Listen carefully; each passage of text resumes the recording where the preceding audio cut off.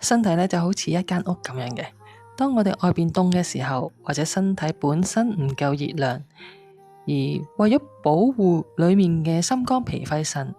咁身體就會將血液集中返去內臟，為咗去保暖。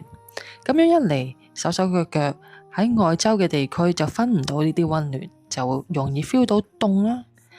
四肢冰冷。咁特別係春天嘅時候，肝氣想舒展，要抒發，但係如果本身嘅底子唔夠溫暖，血氣行得唔夠順嘅時候，肌肉就好容易縮埋一嚿，唔止唔識得放鬆，尤其是肩頸呢啲位置喺氣血上上落落嘅樞紐，咁一凍起上嚟，啲筋呢就會僵硬，自然就會扯得好累好緊，形成咗肩頸膊痛呢啲情況。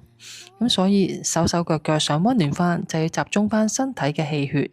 氣血行得通順，肩頸呢先至容易鬆開。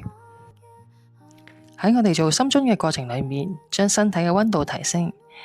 再加上一個鍛煉肩頸嘅伸展動作，手握拳頭，拇指向上，隨住向下嘅時候，將手反轉，隨90度向下扭轉。隨住身體嘅溫度提升，筋膜更加容易鬆開，嘅氣就會更加順啦。